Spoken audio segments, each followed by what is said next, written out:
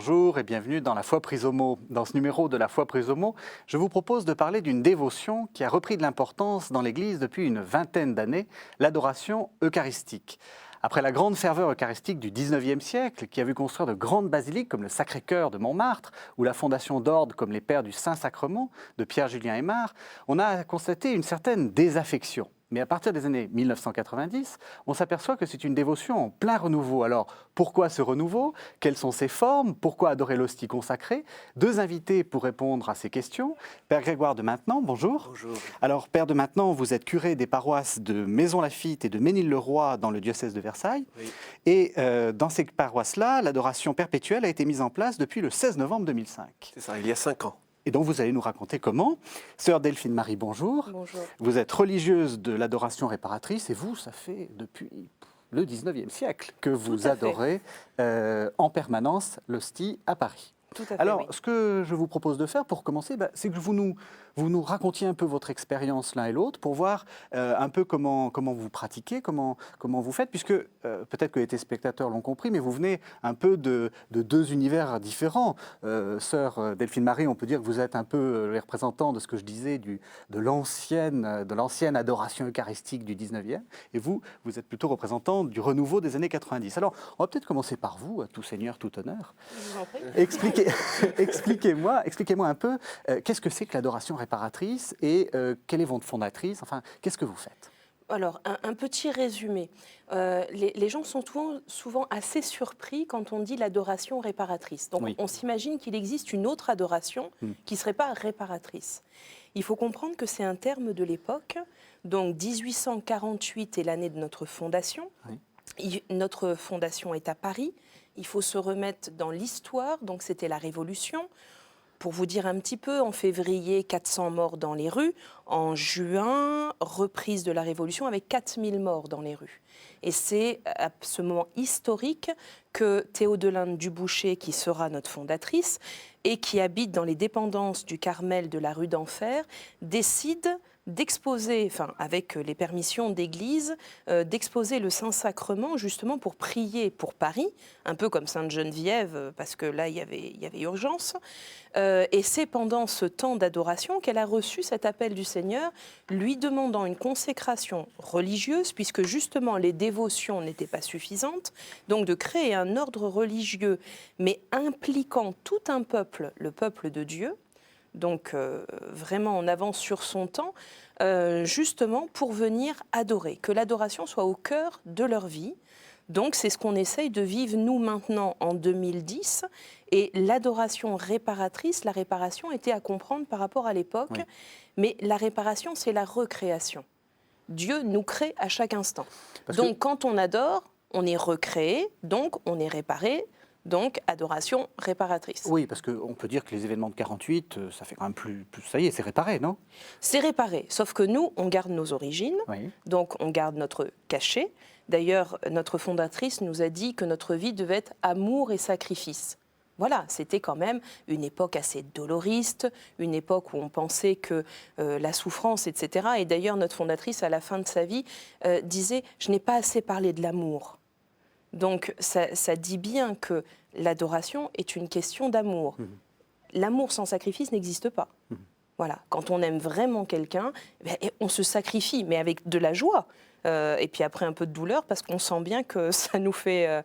il faut beaucoup d'amour pour donner avec joie.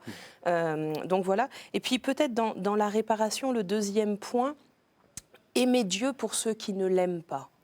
C'est vrai que Dieu est le Père de tout homme, tout le monde ne le reconnaît pas, soit ne le connaît pas ou le refuse ou ne prend pas le temps. Et je dirais que nous... alors, j'ai une sœur qui a une image très belle par rapport à ça. Elle dit c'est comme deux enfants. Il y en a un qui délaisse la maman et donc l'autre va donner 2 fois plus d'amour pour essayer de dire à sa maman qu'elle est vraiment mère. Alors, elle sera toujours triste que le deuxième ne vienne pas, mais je dirais que la réparation, c'est vraiment crier vers Dieu pour lui dire oui, tu es notre Père, et je te le dis pour mon voisin qui ne le dira pas. Voilà. Est-ce que c'est comme ça que vous avez fondé, vous, votre adoration Alors, dans vos paroisses? Est-ce que c'est le même esprit? Non, c'est quelque chose de différent. Et en fait, ce n'est pas moi qui l'ai fondé, c'était un des curés qui m'a précédé. Et l'adoration perpétuelle sur le groupement paroissial est une décision qui est d'abord celle du conseil pastoral, qui, à cette époque-là, réfléchissait sur comment avancer dans la prière, comment renforcer la vie de prière sur le groupement paroissial, et aussi comment participer à la nouvelle évangélisation. Et il y a plusieurs décisions qui ont été prises ensemble. Celle de lancer, si possible, une adoration perpétuelle, mais celle aussi de lancer sur la paroisse le parcours alpha. Donc c'est une décision qui a été conjointe, qui fait partie d'un ensemble, qui a été vraiment le fruit de tout un discernement mené par le conseil pastoral pour la paroisse et évidemment largement aussi soutenu par les prêtres de la paroisse d'alors. Pour vous, c'est donc une manière d'évangélisation. Une manière d'évangélisation, certainement, une manière de prier et d'allier la prière et tout ce qui est missionnaire, pour avoir là un bon équilibre. Il fait partie de l'expérience, par exemple, du parcours alpha, qu'il y ait toujours des priants qui, pendant les rencontres même, sont en prière pendant que les autres sont reçus, pendant qu'ils dînent ou qu'ils prennent un repas, pendant le témoignage. Il y a un petit groupe qui normalement prie. Hein, et de même, pouvoir prier à toutes les intentions de ce que portent les uns et les autres dans les paroisses est quelque chose qui peut réellement trouver corps et sens, notamment dans l'adoration. Oui. Alors donc on voit qu'il y a deux, enfin c'est pas opposé d'ailleurs, c'est ça qui est intéressant, mais on sent que c'est deux approches différentes des choses. Alors ce que je vous propose de faire, c'est d'abord de se demander pourquoi on adore l'hostie, pourquoi on fait une adoration, et ensuite comment on fait. Alors pour rentrer un peu là-dedans, ce que je vous propose, c'est d'écouter l'Évangile selon saint Matthieu, un texte qui est un peu d'actualité puisqu'il s'agit de l'adoration des rois mages. Et voilà que l'étoile qu'ils avaient vue se lever les précédait. Elle vint s'arrêter au-dessus du lieu où se trouvait l'enfant. Quand ils virent l'étoile, ils éprouvèrent une très grande joie. En entrant dans la maison, ils virent l'enfant avec Marie, sa mère, et tombant à genoux, ils se prosternèrent devant lui. Ils ouvrirent leur coffret et lui offrirent leurs présents, de l'or, de l'encens et de la myrrhe. Alors de l'or, de l'encens et de la myrrhe, on voit que dès le début, si on peut dire, les rois mages lancent une sorte d'adoration de Jésus. Est-ce que c'est la même chose ? Est-ce qu'on peut faire un parallèle entre l'adoration des rois mages et cette adoration de l'hostie ? Je pense qu'ils nous ont donné l'attitude spirituelle qu'est l'adoration, c'est-à-dire un dépôt. On va vers quelqu'un qui nous attend. Je crois qu'il faut vraiment savoir que dans l'adoration, celui qui est premier, c'est Jésus. C'est-à-dire que Jésus est présent et c'est lui qui nous appelle. D'ailleurs, quand vous venez chez nous, il y a une plaque qui dit « Le Maître est là et il t'appelle » parce que c'est le fondement de la prière. Je réponds à un appel, je ne me l'invente pas. Donc tout à l'heure, vous dites « Pourquoi adorer ?» mais tout simplement parce qu'il nous le demande. Voilà. Déjà, c'est sa demande à lui, mais parce qu'on en a besoin. Mais vous, il vous l'a demandé personnellement? Vous avez eu une apparition? Comment ça s'est passé? Alors, j'ai pas eu d'apparition parce qu'il sait que je suis fragile du cœur. ça aurait vraiment posé beaucoup de problèmes à mon entourage. Mais je crois qu'il y a des certitudes intérieures. Vous savez, quand vous posez un acte, il y a un moment, vous savez que vous avez posé le bon acte. Et vous n'avez pas besoin d'un mail pour savoir que vous avez posé un bon acte. Voilà, parce que c'est une réaction du cœur. Et je pense que l'adoration, et c'est pour ça que ça peut paraître difficile, c'est-à-dire qu'on ne peut pas adorer avec sa tête. C'est une rencontre de cœur à cœur. Alors attention, ce n'est pas du sensitif, du sensible, mais ça veut dire que les rois mages ont déposé des caissettes, ils ont ouvert ces caissettes, je dois me déposer devant le Saint-Sacrement et ouvrir. Donc il y a quand même des attitudes, je vais vers, donc je reconnais la présence, mais j'y vais avec ce que je suis. C'est-à-dire que le roi mage avait chacun quelque chose de différent à offrir. Moi, ce que j'ai à offrir, ce n'est pas ce que ma sœur va offrir, et pourtant c'est tout aussi important. Mais non seulement, je dirais, c'est très facile d'offrir, mais il faut ouvrir. Donc, Seigneur, je t'offre mon cœur, ça c'est très beau. Mais voilà ce qu'il y a dedans. Et ça, c'est une démarche d'adoration. Parce que la démarche d'adoration, c'est viens me visiter au cœur de ma caissette avec tout ce qui y habite. Voilà. Vous êtes d'accord? Oui, et je pense qu'il y a deux choses très intéressantes à noter aussi dans le texte. Tout d'abord, les rois mages disent bien quand ils sont à Jérusalem, c'est le passage qui est juste avant, où est le roi des Juifs qui vient de naître? Nous sommes venus nous prosterner devant lui. Donc leur intention, c'est bien une intention d'adoration. Et ce thème-là, il a été repris lors des JMJ de 2005. C'était le thème. Nous sommes venus l'adorer, des JMJ de 2005 à Cologne. Et donc voilà, il y a cette intention, cette recherche des mages qui est le pendant humain de l'appel de Dieu. Et puis, autre chose que je trouve très intéressante, c'est bon, ils offrent leur présent, mais ces présents, d'une certaine manière, ils n'étaient pas accordés à la rencontre, quoi. L'or, l'encens et la myrrhe, de les offrir dans un palais de Jérusalem, on le comprend très bien. Mais d'offrir l'or, l'encens et la myrrhe dans une simple maison de Bethléem, où il y a simplement un enfant qui est né dans la plus grande pauvreté, ça peut sembler extrêmement en décalage. Et en fait, quand on présente nos vies à Jésus dans l'adoration, il y a ce décalage. Mais il ne faut pas en avoir peur. Il ne faut pas en avoir peur, il ne faut pas en rester à « Ah ben Seigneur, ce que je vais t'offrir, ce n'est pas forcément ce qu'il fallait. Ce que je vais t'offrir, ce que je suis capable de te présenter, ce n'est pas forcément ce que tu attends. » Non. Il faut effectivement ouvrir et permettre à Jésus, finalement, de recevoir ce que nous, on vient pauvrement, finalement, lui donner.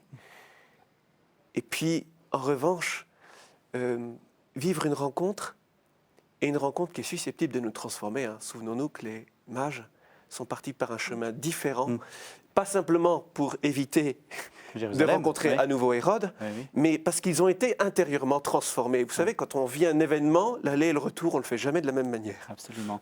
Alors, pourquoi est-ce qu'on adore l'hostie? Pourquoi est-ce qu'on n'adorerait pas autre chose? C'est souvent la question qu'on peut se poser. Et pourquoi, et même je vais plus loin, pourquoi est-ce qu'on n'adore pas simplement un crucifix ou une image belle, enfin, comme font par exemple les orthodoxes, qui ont un rapport particulier à l'icône? Pourquoi l'hostie?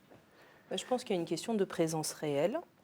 Il ne faut jamais séparer, alors le Père le dira mieux que moi, la célébration de la messe de l'adoration. C'est-à-dire qu'on ne peut pas séparer les deux. Peut-être que dans le temps, on le vivra à deux temps différents, mais sans messe, il n'y a pas d'adoration. Donc, c'est le Seigneur qui s'est donné au Père et qui se donne à nous. Et je dirais, il y a deux mouvements. Il y a venez et voyez, et il y a le demeurer. Donc, on se nourrit du pain qui est vraiment corps du Christ, voilà, pour qu'on soit transformé en ce qu'il est lui. Mais il faut aussi demeurer, parce que la transformation, ça prend du temps. Voilà, donc il y a cette question de temps, et parce qu'il est vraiment là.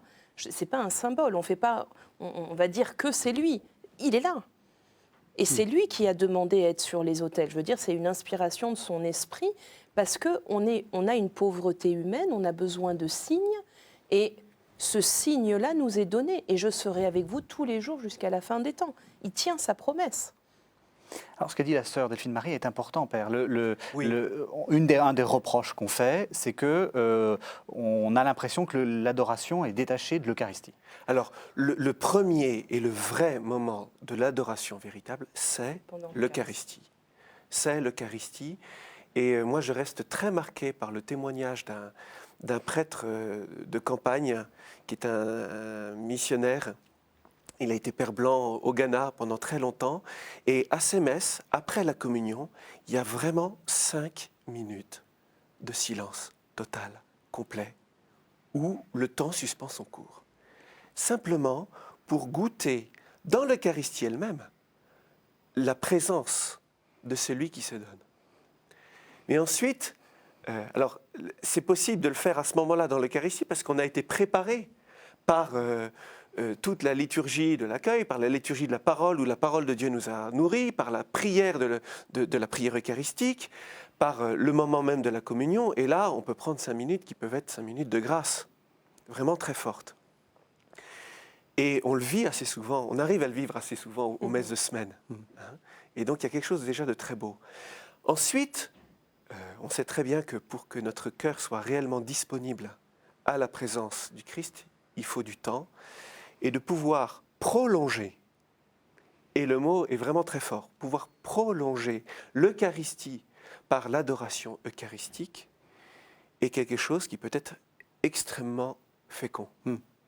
Mais quand même, ce lien est important parce que moi, il m'est arrivé de vivre justement des adorations eucharistiques. On a l'impression que les gens à la messe sont comme ils sont, c'est-à-dire ils sont parfois un peu, pas toujours très attentifs. Bon, et puis dès qu'on met l'hostie dans l'ostensoir, on a l'impression que tout le monde est à genoux.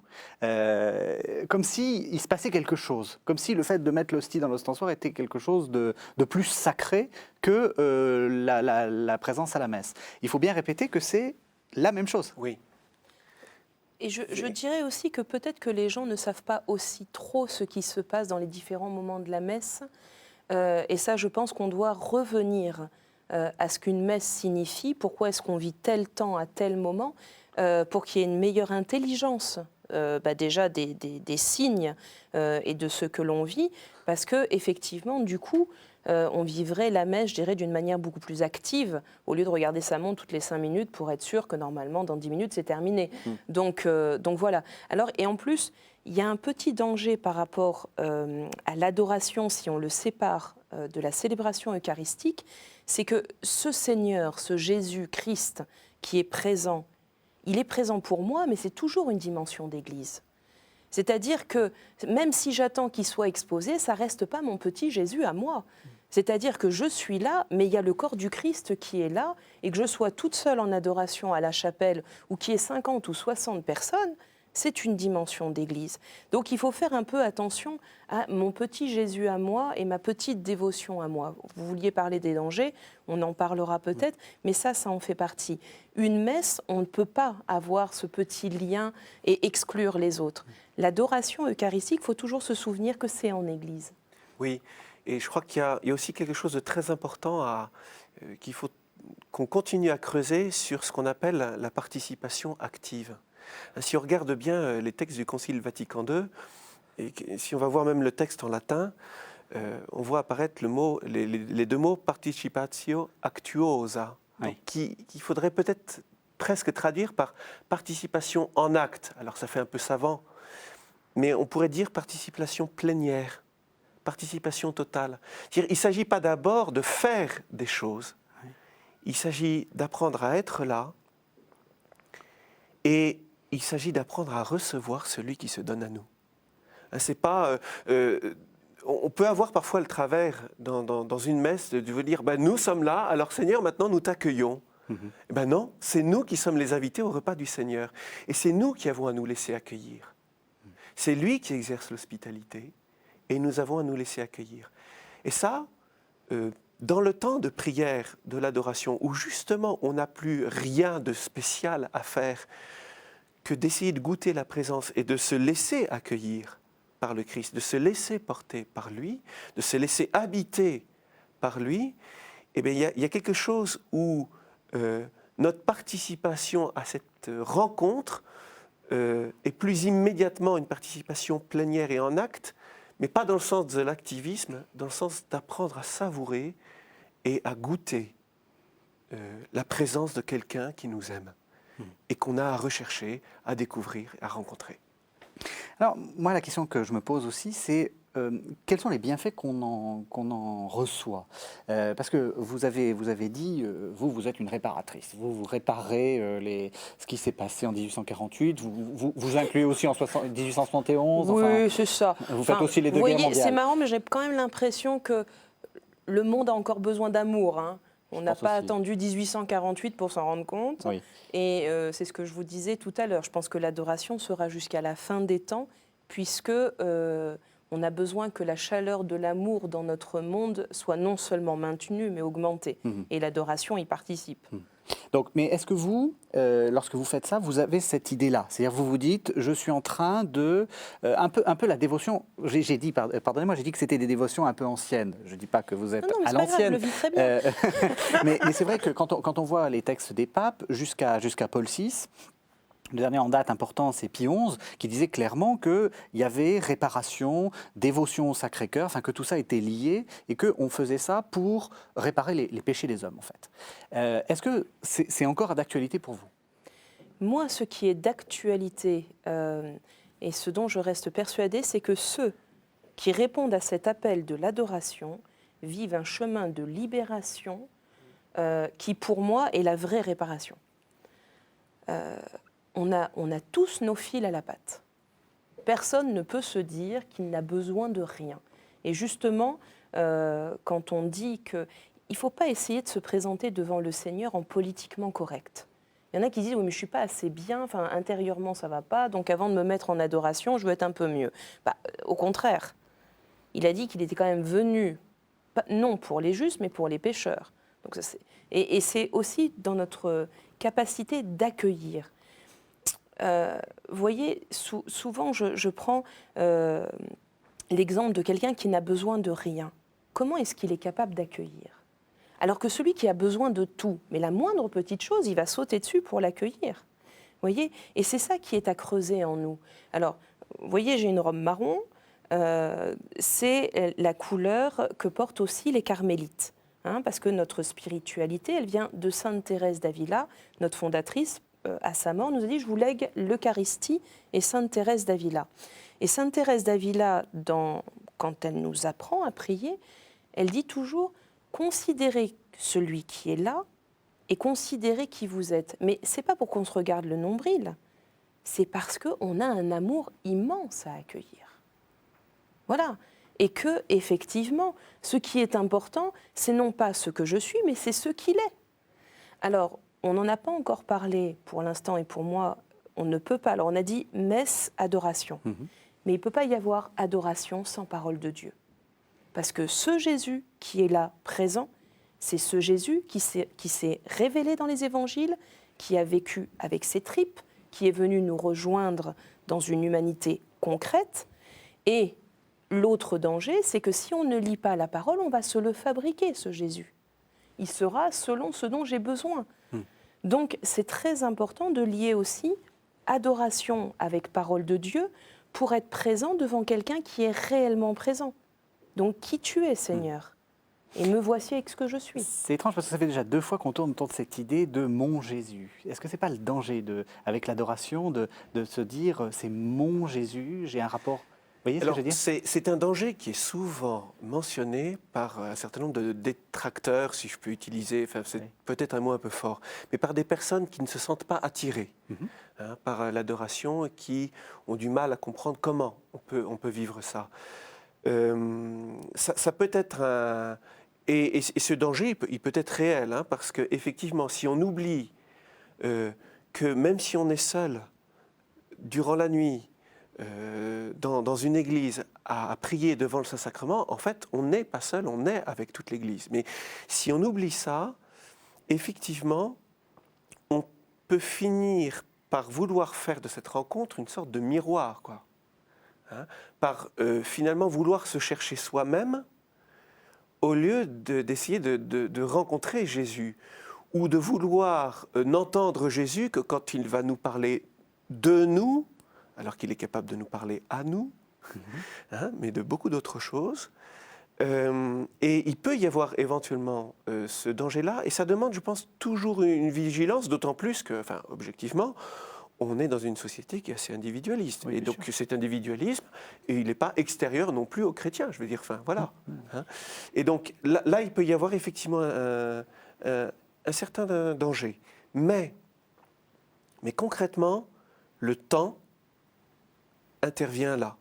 Je veux dire par là que si on ne recherche que soi, eh bien, au bout de quelques mois, on va laisser tomber.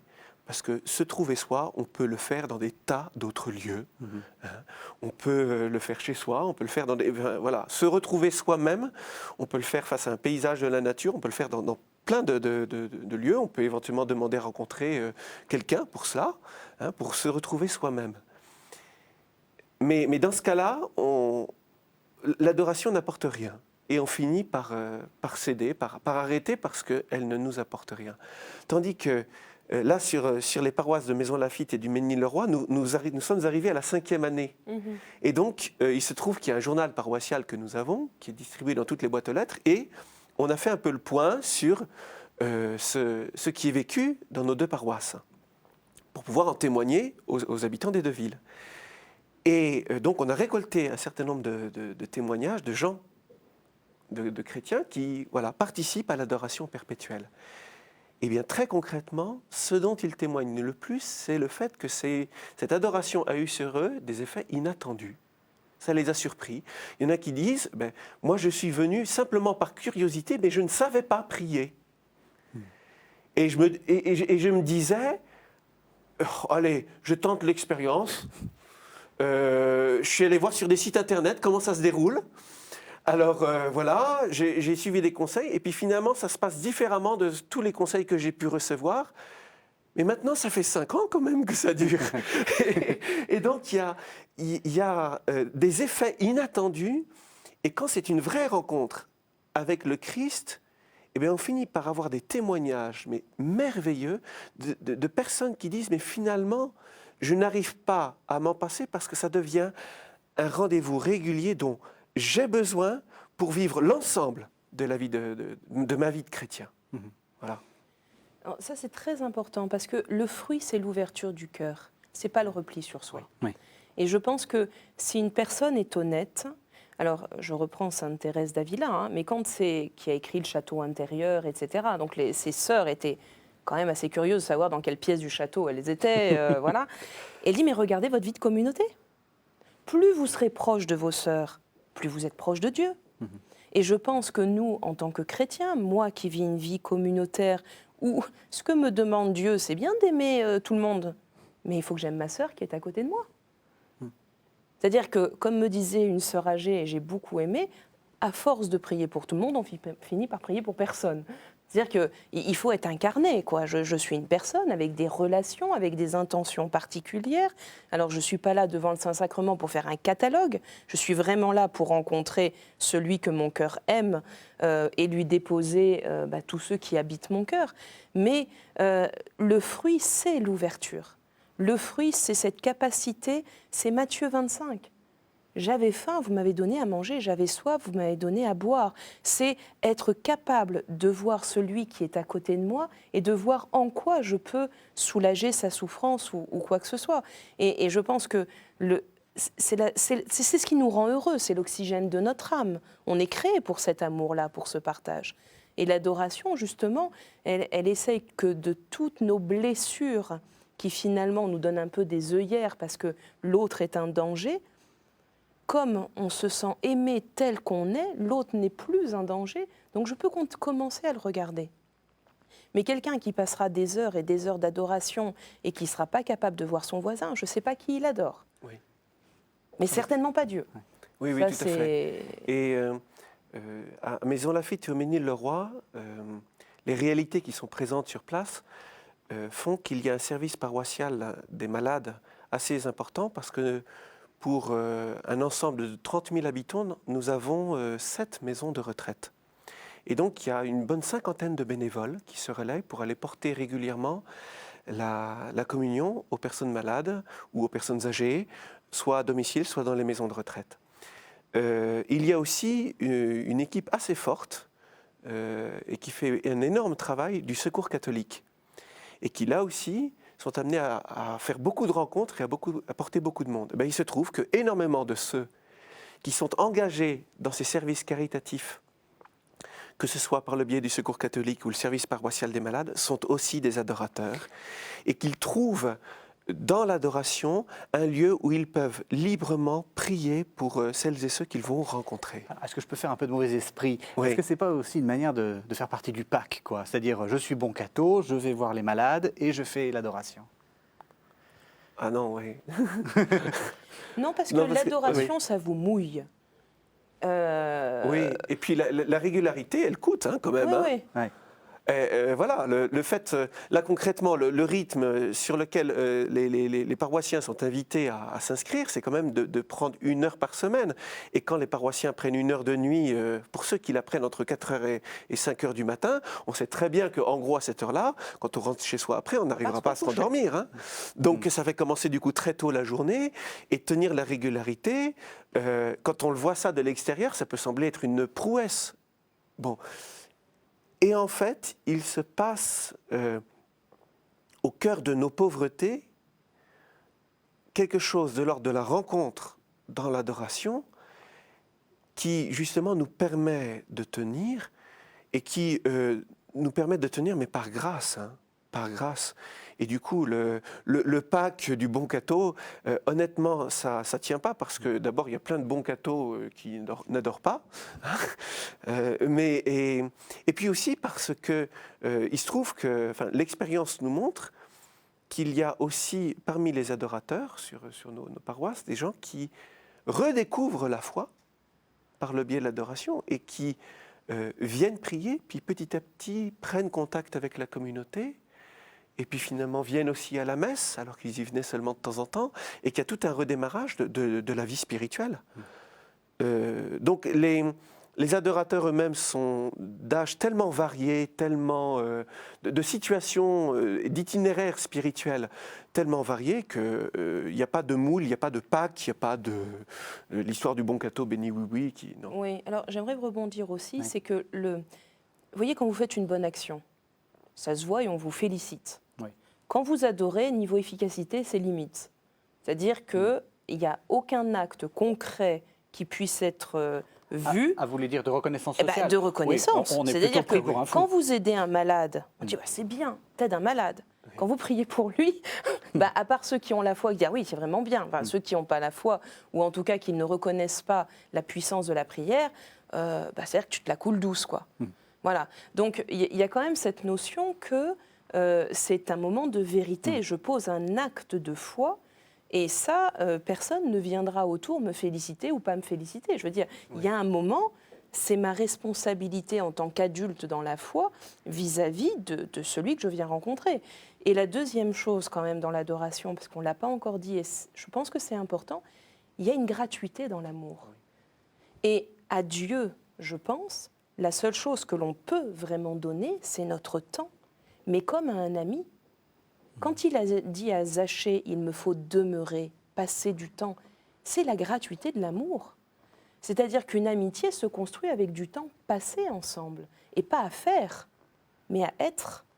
Donc, dans ce temps d'adoration, si ce n'est pas l'amour gratuit, si j'y vais pour quelque chose, je pense que le Seigneur, au fur et à mesure, m'amènera à venir que pour lui, et pas pour obtenir telle ou telle chose. Alors, pour reprendre votre exemple aussi, on a dit que l'on priait toujours en Église. Après le Concile Vatican II, alors moi je n'ai pas connu, puisque je suis née après, donc je n'ai pas vécu tous ces remous, mais j'ai rencontré beaucoup de personnes qui, grâce à l'adoration perpétuelle dans notre chapelle, n'ont pas quitté l'Église. Ils ont été très blessés après Vatican II. Il y a eu des choses qu'ils n'ont pas comprises. Ils ont été blessés dans leur foi, dans leur intelligence, dans leur compréhension des mystères. Et maintenant, ils reviennent à l'Église. Et ce qui les a tenus entre deux, c'est la prière d'adoration. Et donc, je dirais que l'adoration est vécue en Église et Jésus mène à son Église. Ça, c'est une expérience. Ah bah écoutez, vous parlez un peu comme Élisabeth de la Trinité. Je pense que votre procès en béatification est bien parti. Non, je regarde mes chevilles. Hein. Ça va. Nous allons écouter le deuxième texte, qui est un texte d'Élisabeth de la Trinité. Ô mon Dieu Trinité que j'adore, aide-moi à m'oublier entièrement pour m'établir en vous, immobile et paisible, comme si déjà mon âme était dans l'éternité. Que rien ne puisse troubler ma paix, ni me faire sortir de vous, ô mon immuable, mais que chaque minute m'emporte plus loin, dans la profondeur de votre mystère. Pacifiez mon âme, faites-en votre ciel, votre demeure aimée, et le lieu de votre repos. Que je ne vous y laisse jamais seul, mais que je sois là tout entière, tout éveillée en ma foi, tout adorante, toute livrée à votre action créatrice. Alors vous aimez particulièrement, vous, Élisabeth de la Trinité, visiblement. Ah oui. Ah oui. C'est et puis cette prière, vraiment, J'allais dire, je l'adore. Mais vraiment, non, c'est une prière trinitaire. Elle est vraiment très, très forte. Et puis, il y a quelque chose que j'aime énormément chez Élisabeth de la Trinité, c'est, j'ai envie de dire, c'est l'excès sanctifié. C'est-à-dire, il y a quelque chose d'extrêmement entier dans sa prière, dans sa vie, de très fort. Et on sent précisément que petit à petit, la prière lui permet d'être apprivoisée par Dieu.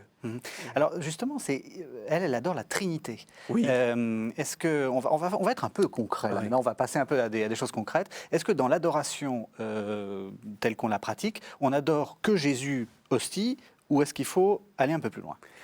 Il faut aller plus loin.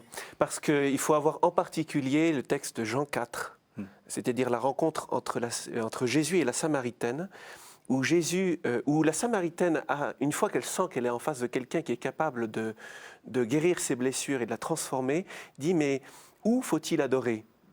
Et Jésus répond « c'est pas d'abord un lieu, l'heure vient où c'est maintenant où les véritables adorateurs adoreront le Père en esprit et en vérité. » Adorer le Père en esprit, allusion à l'Esprit Saint, et en vérité, c'est Jésus qui, dans l'Évangile selon saint Jean, dit par ailleurs qu'il est aussi le chemin, la vérité et la vie. Et donc en fait, nous sommes en présence du Christ pour que ce soit sa prière qui devienne la nôtre et la nôtre qui devienne la sienne, et donc avec le Christ devenir les véritables adorateurs du Père grâce à l'Esprit Saint. Voilà. Mais ça passe par le mystère du Christ, ça passe par la rencontre du Christ qui est la porte de la prière véritable. Mais c'est vrai que Jésus, quand il nous a appris à prier, ne nous a pas appris à le prier d'abord lui, mais à prier le Père. Mais à le prier comme lui, c'est-à-dire à laisser Jésus prier en nous. Et ce qui est très beau, effectivement, c'est dans cette prière et là, dont on vient d'entendre en fait, le début, où elle s'adresse à l'ensemble de la Trinité avant de s'adresser à chacun, c'est que Élisabeth, on voit qu'elle connaît la Trinité, parce que ce qu'elle va demander à chaque personne est un petit peu différent. Et chaque fois, ça va lui permettre d'aller de plus en plus loin, jusqu'à revenir finalement à la Trinité qui est son tout, pour se livrer entièrement à elle. Et bien là, il y a l'adoration véritable. C'est-à-dire cette prière qui nous fait entrer dans la Trinité tout entière. Alors je disais un peu de concret. Comment est-ce que vous y prenez, vous? Parce que vous avez votre tour de rôle. Nous, on a 3 heures d'adoration par jour, donc voilà. effectivement, au bout d'un moment, on a des petits trucs. Alors voilà, racontez-nous, c'est quoi vos petits trucs? Alors, petit 1. Oui, il faut être précis, parce Petit que 1. c'est aussi par ça qu'on tient. Là, je vais vous parler de mon expérience, et mon expérience est nourrie de l'expérience de mes sœurs qui sont plus âgées, et aussi de l'expérience que j'ai d'accompagner des familles, donc aussi des enfants, qui sont dits des enfants adorateurs, parce qu'ils nous obligent à être dans une grande vérité et d'être très concrets par rapport à l'adoration. Alors. Donc, premièrement, comme Jésus est premier, moi, je vous avoue que, normalement, mon temps d'adoration est le premier de 6h du matin à 7h. Donc, on se lève tôt. Oui. Quand vous avez des chromosomes de marmotte comme moi, c'est toujours un miracle permanent de réussir d'être à la chapelle à 6h. Bon. Donc, mon premier acte, mais je ne le fais pas par devoir, je le fais parce que c'est un cri du cœur, merci. Et vraiment, je remercie le Seigneur d'être là. Parce que, pour moi, ça, c'est déjà un cadeau. C'est déjà grâce à lui que j'y suis. Petit 2. Pour éviter de retomber dans ma nuit, oui, parce que... ce qui se fera naturellement, Dieu comble son bien-aimé quand il dort, surtout à cette heure-là. Oui. Mais Et il ne faut pas culpabiliser, je crois, si. Il faut de lutter. dormir. Il faut lutter contre Alors, ça. attendez, un petit secret que personne ne... Oui. Puisque personne ne nous écoute, donc Oui. c'est bon. Un jour, j'étais désespérée de tous les temps que je passais à dormir. Et on avait un confesseur, malheureusement, il est au ciel. Et je lui ai dit, « Oh, mon père, j'arrête pas de dormir. » Et lui, avec un petit sourire, il me dit, « Est-ce que vous vous rendez compte que c'est le seul moment où vous lui foutez la paix ?» C'est-à-dire qu'il peut agir quand je dors. Oui. C'est-à-dire que mes barrières ne sont plus là, mais je ne suis pas venue pour dormir, je suis venue pour le rencontrer. Et c'est une rencontre de détente. On n'est pas stressé. Donc ça veut dire que si je m'endors, c'est que je suis bien. Ouais. Un bébé qui dort dans les bras de sa mère, il n'y a rien de plus beau. Et il nous a demandé de redevenir comme des enfants. Bon. Deuxième chose, après avoir, pour moi personnellement, rendu grâce d'avoir été là, Parce que le but n'est pas de dormir. le but n'est pas de dormir, mais le but, c'est d'être présent à la présence. Donc, si je ne me décentre pas tout de suite, je risque de rester beaucoup avec moi-même. Donc, déjà, poser un acte de foi. Vous voyez, reconnaître dans ce pain tout plat qui est posé sur l'autel la présence réelle du Fils de Dieu, ben, pour nous, c'est tellement habituel qu'on ne prend plus le temps de le reconnaître, mais même verbalement. Tu es Seigneur, tu es là. Je te reconnais. Voilà, une toute petite phrase, mais qui déjà me décentre et dit que je suis en présence. Voilà, et que cette présence était à la chapelle bien avant moi, puisque je suis descendue de mon lit. Voilà. Donc ça, c'est déjà important. Ça me descend, ça me permet d'être présente à la présence. Voilà. Et après, je dirais que le troisième temps, alors, quand on vient de se réveiller, c'est plus facile. Quand on est en pleine activité, parce qu'on a aussi un temps d'adoration le matin et un l'après-midi, c'est un moment qui est plus important, c'est se recueillir. Alors, se recueillir, ça veut bien dire ce que dire, c'est cueillir de nouveau. C'est-à-dire que j'essaye d'être en silence, et tous les gens normalement constitués, dès qu'ils ferment les yeux, vous avez un cinéma en 3D, home cinéma, et là, vous avez tout qui arrive. Oui. Donc, vous n'êtes absolument pas là. Vous êtes à ce que vous allez faire, ou ce que vous avez fait, ou ce qu'on vous demande de faire. Donc, être dans l'instant présent, là, maintenant, c'est vraiment une ascèse. Alors, si je lutte, c'est-à-dire si je me dis non, pas ça, c'est-à-dire que je suis beaucoup plus avec mes pensées qu'avec Dieu. Donc, cool, j'ai une incarnation. Si je pense à ça, eh ben Seigneur, j'ai eu ça à faire, pouf, je le dépose, je recueille. Et au bout d'un moment, quand il n'y a pas d'énervement, alors dans l'adoration, il y a beaucoup d'amour et beaucoup d'humour. Il ne faut pas trop se prendre au sérieux. Hein. Donc, il y a un moment, quand vous êtes en prière et que vous vous sentez que ça fait 10 minutes que je crois que vous avez à peu près oublié où vous êtes, enfin, Seigneur, je suis venu pour toi, alors donne-moi un coup de main, fais un truc. Donc, il y a aussi son esprit. Invoquer l'Esprit Saint pour que justement, il nous aide à faire tout ça. Et après, quand on sent qu'on est un peu vidé de nous-mêmes, etc., je crois que c'est important, déjà la période de silence, mais de nourrir ce silence de lui. Notre fondatrice dit, si vous êtes devant le Saint-Sacrement et que vous oubliez sa parole, vous rendez Dieu muet.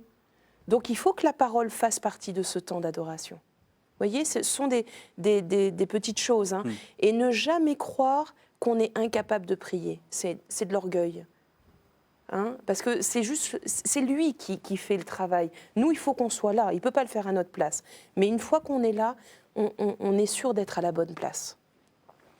Est-ce que c'est les mêmes trucs? Est-ce que vous faites pareil? Alors, il faut avoir des trucs extrêmement concrets. Hein, et par exemple, à côté de nos lieux d'adoration, il y a un certain nombre de petits fascicules qu'on peut avoir qui nous donnent quelques trucs.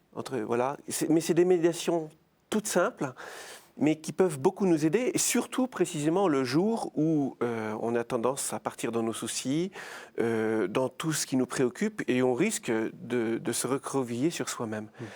Donc voilà, pouvoir utiliser quelques petites médiations, et effectivement, eh bien, déjà savoir que, quelle que soit l'heure à laquelle on vient adorer, pouvoir prendre 1 heure pour le Seigneur, ben, c'est pas rien.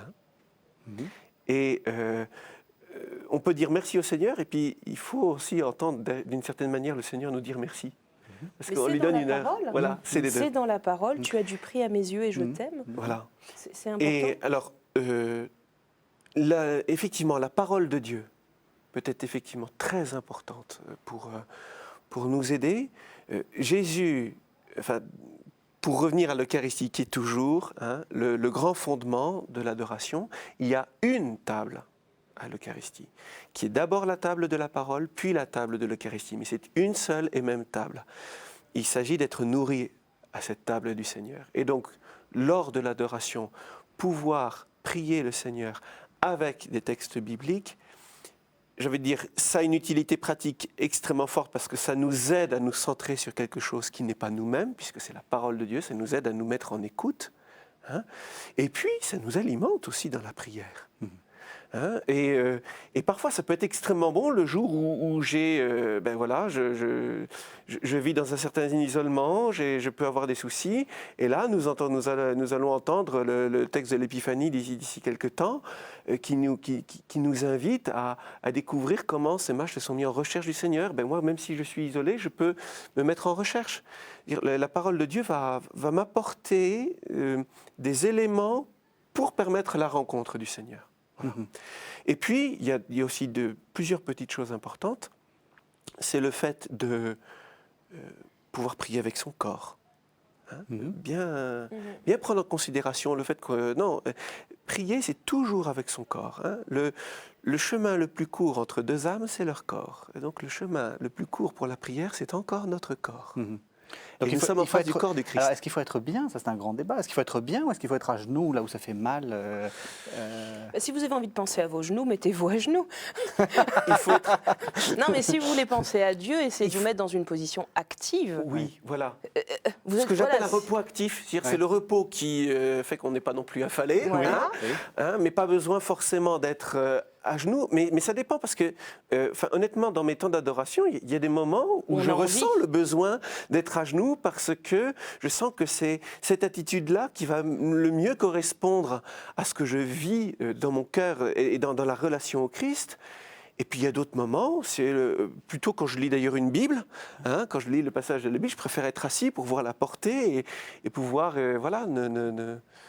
oui. Mais c'est toujours la question de la vérité. Est-ce que je suis là pour paraître faire quelque chose de bien, selon une certaine norme, ou est-ce que je suis avec celui que j'ai envie de rencontrer? Et donc j'y suis aussi, je me donne les moyens qui vont me faire le mieux le rencontrer possible. On ne se pose pas la question quand on va voir un réel ami. Oui, on est, Vous voyez, on est soi-même. on se pose la question Oui. quand on va voir quelqu'un où on sait qu'il y a un protocole. Pas du tout quand on va voir son père ou sa mère ou quelqu'un où la seule chose qu'on a envie, c'est d'être en présence.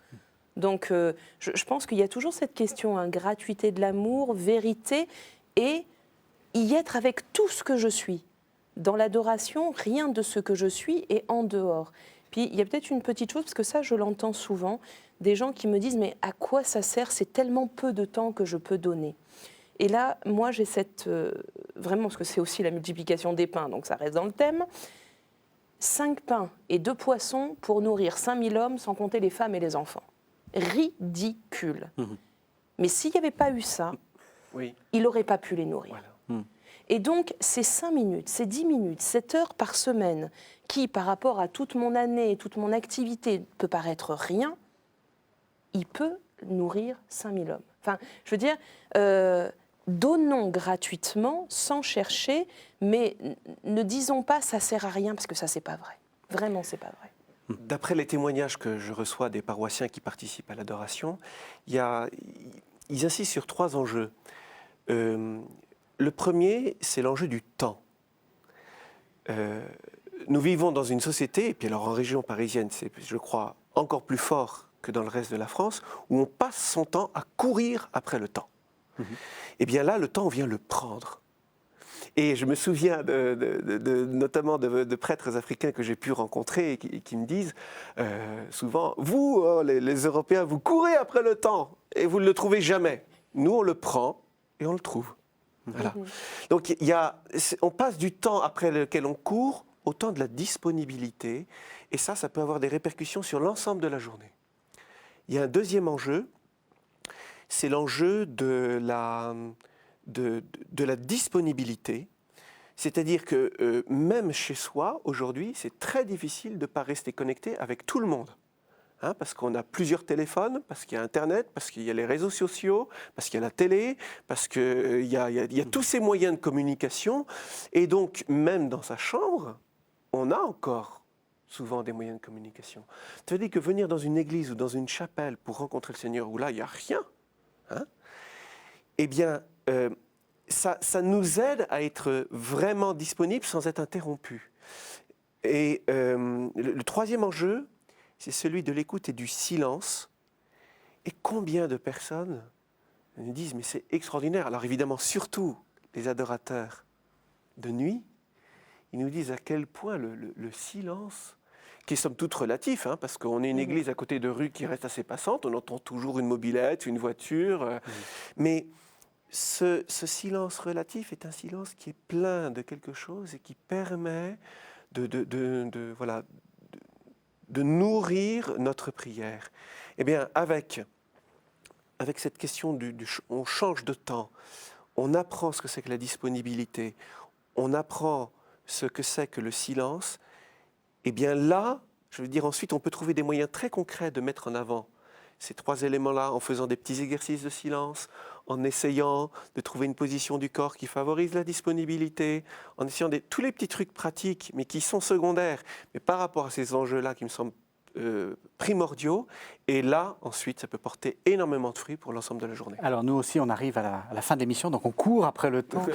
Juste une dernière question, et j'aimerais que vous y répondiez vite parce que le temps file. Concrètement, comment est-ce qu'on fait quand on a envie de faire une adoration pour aller chez vous? 39 rue Gay-Lussac, Paris 5e, au fond de l'allée, à droite. Et on arrive quand on veut. Ouverture 7h, 22h, et là vous venez quand vous voulez. Si vous voulez vous inscrire pour une nuit d'adoration, vous pouvez le faire entre 13h15 et 14h30 à notre numéro de téléphone. Alors ça, c'est si on est parisien, mais il y en a qui vont vous dire, il y en a Exactement. marre des Parisiens. Alors, il y a le cas de notre paroisse aussi, et dans l'entourage, comme l'adoration permet aux églises d'être ouvertes quasiment en permanence, et ben ça, quand on est sur place, on arrive toujours à trouver des petits tracts, des prospectus. Mais je pense qu'il y a aussi quelque chose de très utile, c'est d'aller voir. Il faut taper sur Internet, adoration perpétuelle. Eh bien, il y a un site où sont recensées toutes les paroisses. Il y en a plus d'une trentaine en France. C'est compliqué de demander à ce qu'il y ait une adoration dans sa paroisse? Alors en fait, il y a plusieurs manières. Il y a quelques paroisses qui, comme celle dont je fais partie, vivent l'adoration de manière permanente, c'est-à-dire que d'heure en heure, il y a un relais qui se fait 7 jours sur 7, 24 heures sur 24.